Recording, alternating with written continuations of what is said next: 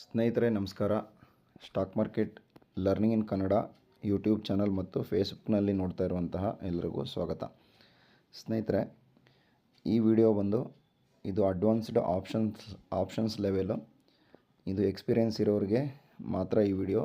ದಯವಿಟ್ಟು ಮಾರ್ಕೆಟ್ನಲ್ಲಿ ಬೇಸಿಕ್ ಯಾರಿಗಾದರೂ ಗೊತ್ತಿಲ್ಲ ಅಂದರೆ, ಮಾರ್ಕೆಟ್ ಬಗ್ಗೆ ಗೊತ್ತಿಲ್ಲ ಅಂದರೆ ಈ ಥರ ವಿಡಿಯೋಗಳನ್ನ ನೋಡೋದೇ ಬೇಡ ದಯವಿಟ್ಟು. ಇದು ಯಾರಾದರೂ ಮಾರ್ಕೆಟ್ನಲ್ಲಿ ಸ್ವಲ್ಪ ನಾಲೆಡ್ಜ್ ಇದ್ದು ಅವರು ಏನು ಟ್ರೇಡಿಂಗ್ನಲ್ಲಿ ಯಾರಿಗಾದ್ರೂ ಎಕ್ಸ್ಪೀರಿಯೆನ್ಸ್ ಇದ್ದರೆ ಅವ್ರಿಗೆ ಈ ವಿಡಿಯೋನ ಮಾಡ್ತಾಯಿದ್ದೀನಿ. ಮತ್ತು ಇವತ್ತಿನ ಒಂದು ಪರ್ಫಾರ್ಮೆನ್ಸನ್ನು ಮಾರ್ಕೆಟಲ್ಲಿ ನೋಡೋದಕ್ಕೂ ಕೂಡ ಈ ವಿಡಿಯೋ ಹೆಲ್ಪ್ ಆಗಲಿ ಅಂತೇಳಿ ಮಾಡ್ತಾ ಇರುವಂಥದ್ದು. ನಾನು ಕೂಡ ಅಬ್ಸರ್ವೇಷನ್ ದಿನದಿಂದ ದಿನಕ್ಕೆ ಕಲಿತಾ ಇರ್ತೀನಿ. ಇದೊಂದು ಹೊಸ ಐಡಿಯಾಲಜಿನ ಇಲ್ಲಿ ಇಂಪ್ಲಿಮೆಂಟ್ ಮಾಡಿದ್ದೀನಿ. ನೋಡೋಣ ಇವತ್ತಿನ ಮಾರ್ಕೆಟಲ್ಲಿ ಅದು ಯಾವ ಥರ ವರ್ಕ್ ಆಗುತ್ತೆ ಅಂತೇಳಿ. ಇಲ್ಲಿ ನಾನು 24,000 ಒಂದು ಎಲ್ಲೋ ಲೈನ್ ಹಾಕಿದ್ದೀನಲ್ವ, ಅದೊಂದು ಇಂಪಾರ್ಟೆಂಟ್ ಲೆವೆಲ್ ಅದು ಮಾರ್ಕೆಟ್ನಲ್ಲಿ. ಇದು ಅಲ್ಲಿ ಕಾಲ್ ಸೆಲ್ ಮತ್ತು ಪುಟ್ ಸೆಲ್ಲು ಲಾಸ್ಟ್ 3 ಡೇಸಲ್ಲಿ ಜಾಸ್ತಿ ಇತ್ತು. ಇವಾಗ ಕಡಿಮೆ ಆಗಿದೆ. ನೆಕ್ಸ್ಟ್ ಈ ವಾರದ ಎಕ್ಸ್ಪೈರಿಗೆ ಕಡಿಮೆ ಆಗಿದೆ. ಆದರೂ ಕೂಡ ಅದು ಇಂಪಾರ್ಟೆಂಟ್ ಲೆವೆಲ್ ಆಗಿರೋದ್ರಿಂದ 24,000 ಎಲ್ಲೋ ಲೈನ್ ಏನಿದೆ ಅವರಿಗೆ ನೆಕ್ಸ್ಟ್ ಇಲ್ಲಿ ಕೆಳಗಡೆ ಒಂದು ಬ್ಲೂ ಲೈನ್ ಹಾಕಿದ್ದೀನಲ್ಲ, ಅದು ಅವರಿಗೆ ಒಂದು ಬ್ರೇಕ್ ಇವನ್ ಆಗುತ್ತೆ. ಅಂದರೆ 24,000ದಲ್ಲಿ ಯಾರ್ಯಾರು ಪುಟ್ ಸೆಲ್ ಮಾಡಿದಾರೋ ಆ ಪುಟ್ ಸೆಲ್ ಮಾಡಿದವರಿಗೆ ಬ್ರೇಕ್ ಇವನು 23,829 ಆಗುತ್ತೆ. ಓಕೆ, ಆದ್ದರಿಂದ ಈ ಒಂದು ಜಾಗ ತುಂಬ ಇಂಪಾರ್ಟೆಂಟು. ಅದಕ್ಕೆ ಆ ಲೈನ್ ಹಾಕಿದ್ದೀನಿ. ನಾನು 24,000 ಮಾತ್ರ ಫೋಕಸ್ ಮಾಡ್ತಾಯಿದ್ದೀನಿ. ಈ ಥರ ಪ್ರತಿ ಸ್ಟ್ರೈಕ್ ಪ್ರೈಸ್ಗೂ ಫೋಕಸ್ ಮಾಡ್ಬೋದು ಸದ್ಯಕ್ಕೆ. ಇದೊಂದು ವಿಚಾರ. ನೆಕ್ಸ್ಟು ಇಲ್ಲಿ ನನಗೆ ಒಂದು ಗ್ರೀನ್ ಬಾಕ್ಸ್ ಏನು ಹಾಕಿದ್ದೀನಿ, ಅದು ಲಾಸ್ಟ್ ವೀಕಿಂದ ಒಂದು ಒಳ್ಳೆ ಸಪೋರ್ಟ್ ತಗೊಂಡಿರುವಂತಹ ಜಾಗ. ಅದನ್ನು ನಾನು ಮೊನ್ನೆಯ ಕ್ಯಾಂಡ್ಲಿಗೆ, ನಿನ್ನೆ ರಜೆ ಇತ್ತಲ್ವ, ಮೊನ್ನೆಯ ಕ್ಯಾಂಡ್ಲಿಗೆ ಅದನ್ನು ಇದು ಮಾಡಿದ್ದೀನಿ, ಒಂದು ಪಾಯಿಂಟ್ ಮಾಡಿದ್ದೀನಿ. ಅಂದರೆ ಅಲ್ಲಿಂದಲ್ಲಿಗೆ ಒಂದು ಸ್ಟ್ರಾಂಗ್ ಸಪೋರ್ಟ್ ಇದೆ ಅಂಥೇಳಿ. ಓಕೆ, ಸ್ಟ್ರಾಂಗ್ ಸಪೋರ್ಟ್ ಇರುವ ಜಾಗನ ಮಾರ್ಕ್ ಮಾಡಿದ್ದೀನಿ. ಅದೇ ಥರ ಮೇಲ್ಗಡೆಯಿಂದ ಒಂದು ರೆಡ್ ಬಾಕ್ಸ್ ಹಾಕಿದ್ದೀನಿ. ಅದು ಒಂದು ಸೆಲ್ಲಿಂಗ್ ಜಾಗ. ಅದು ಮಾರ್ಕೆಟಲ್ಲಿ ಸೆಲ್ಲಿಂಗ್ ಬಂದಿರೋ ಜಾಗ. ಅದು ಪ್ರೀವಿಯಸ್ ಡೇ ಕ್ಯಾಂಡಲು ಮತ್ತು ಅದರ ಹಿಂದಿನ ಕ್ಯಾಂಡಲು ಎರಡೂ ಕ್ಯಾಂಡಲ್ನ ಮರ್ಜ್ ಮಾಡಿದ್ದೀನಿ. ಇದನ್ನು ಎಕ್ಸ್ಪೀರಿಯನ್ಸ್ಡ್ ಟ್ರೇಡರ್ಸ್ ನೋಡುವಾಗ ಅವರಿಗೆ ಏನನ್ಸುತ್ತೆ ಅಂದರೆ, ಮೇಲ್ಗಡೆಯಿಂದ ಒಂದು ಸೆಲ್ಲಿಂಗ್ ಪಾಯಿಂಟ್ಗಳು ಎಲ್ಲೆಲ್ಲಿದೆ ಮತ್ತು ಬೈಯಿಂಗ್ ಪಾಯಿಂಟ್ ಎಲ್ಲೆಲ್ಲಿದೆ ಅನ್ನೋದು ಗೊತ್ತಾಗುತ್ತೆ. ಎಷ್ಟೋ ಜನ ಇದನ್ನು ಮರೆತು ಬಿಟ್ಟಿರ್ತಾರೆ. ಅಂದರೆ ಬೇರೆ ಬೇರೆ ಟೈಮ್ ಫ್ರೇಮಲ್ಲಿ ನೋಡಿದಾಗ ಇದೇನು ಗೊತ್ತಾಗೋದಿಲ್ಲ. ನಾನು ಡೇ ಟೈಮ್ ಫ್ರೇಮ್ ಮತ್ತು ವೀಕ್ಲಿ ಪ್ರೋಗ್ರೆಸ್ ಎರಡನ್ನೂ ಮರ್ಜ್ ಮಾಡಿ ಇದೊಂದು ಈ ಥರ ಹಾಕಿದ್ದೀನಿ.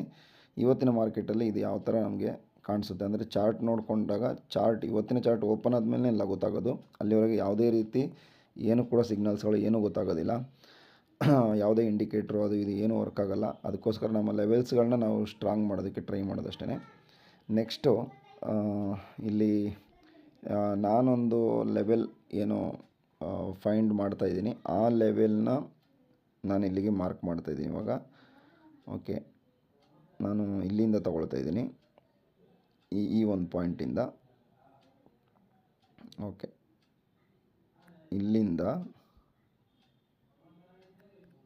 ನೆಕ್ಸ್ಟ್ ನಾನು ಟಾಪ್ ಲೆವೆಲ್ ಇಲ್ಲಿ ತನಕ ತಗೊಂಡು ಇದನ್ನು 0 ಲೆವೆಲ್ ಅಂತ ಹೇಳಿ ಕರೆಕ್ಟಾಗಿ ಮಾರ್ಕೆಟ್ ಮೊನ್ನೆ ಎಲ್ಲಿ ಕ್ಲೋಸ್ ಆಗಿದೆ, ಕ್ಲೋಸು ಇನ್ನು ಮೇಲಕ್ಕಾಗಿದೆ, ನಾನು ಓಪನಿಂಗ್ಗೆ ಕೂರಿಸ್ತಾ ಇದ್ದೀನಿ. ಆಯಿತಾ, ನನಗೀಗ 3-4 ಡೇಸಿಂದ ಸ್ವಲ್ಪ ಪ್ರಾಬ್ಲಮ್ ಆಗ್ತಾಯಿದೆ. ಅದಕ್ಕೆ ಬೇರೆ ಬೇರೆ ಜಾಗನ ಸೆಟ್ ಮಾಡಿ ನೋಡ್ತಾಯಿದ್ದೀನಿ. ಇವಾಗ ಈ ವಿಡಿಯೋದಲ್ಲಿ ನಾನೇನು ಮಾಡಿದ್ದೀನಿ, ಇಲ್ಲಿ ಈ ಲೆವೆಲ್ಗಳನ್ನ ನಾನೇನು ಮಾಡ್ತಾಯಿದ್ದೀನಿ, ಇಲ್ಲಿಗೆ ಕೂರಿಸಿದ್ದೀನಿ.